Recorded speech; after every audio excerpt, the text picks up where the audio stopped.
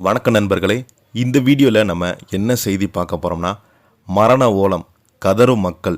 Colombia நிலநடுக்கத்தில் பலி எண்ணிக்கை 130 கடந்தும் துயரம் அவசர நிலை பிரகடனம். வாங்க என்ன தகவல். கிட்டத்தட்ட அந்த நாடு முழுவதும் மிகப்பெரிய ஒரு அதிர்ச்சியில் மூழ்கி போயிருக்கிறாங்க.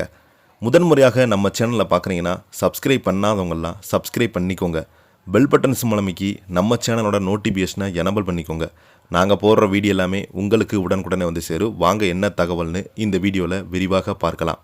தென் அமெரிக்கா நாடான கொலம்பியாவில் ரிக்டர் அளவில் 7.4 பதிவான பயங்கர நிலநடுக்கம் காரணமாக உயிரிழந்தவர்களுடைய எண்ணிக்கை 130க்கும் அதிகமாக உயர்ந்துள்ளது.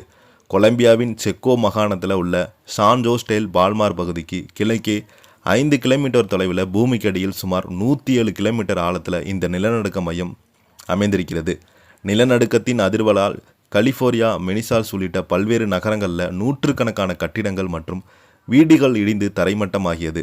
இந்த சக்தி வாய்ந்த நிலநடுக்கத்தின் அதிர்வுகள் கொலம்பியா தலைநகரம் பொகாட்டா மட்டுமின்றி அண்டை நாடுகளில் வென்சுலா ரிக்டா என்ற பனமாவில் பலமாக உணரப்பட்டுள்ளது. இடிபாடுகளுடன் நூற்றுக்கணக்கானோர் சிக்கியது. உயிரிழந்தவர்களின் எண்ணிக்கை மேலும் உயரக்கூடும் என அஞ்சப்படுகிறது. மீட்பு குழுவினர் தொடர்ந்து தேடுதல் வேட்டையில் ஈடுபட்டு வராங்க. நிலநடுக்கத்தில் தீவிரத்தை கருத்தில் கொண்டு கொலம்பியா அரசு நாட்டில் தேசிய அவசர நிலை பிரகடனத்தையுள்ளது. மீட்பு மற்றும் நிவாரணப் பணிகள் விரைவுபடுத்த அனைத்து அரசு கட்டமைப்புகளும் தயார் நிலையில் வைக்கப்பட்டிருக்கிறது. இப்போ பார்த்தீங்கன்னா இந்த செய்தி சோசியல் மீடியாவில் வைரல் ஆகிட்டு வருது. இதை பற்றி நீங்கள் என்ன நினைக்கிறீங்கன்னு கீழே உள்ள கமெண்ட் பாக்ஸில் மறக்காமல் பதிவிடுங்க. இந்த வீடியோ உங்களுக்கு பிடிச்சிருந்தா லைக் பண்ணுங்கள், ஷேர் பண்ணுங்கள். நன்றி, வணக்கம்.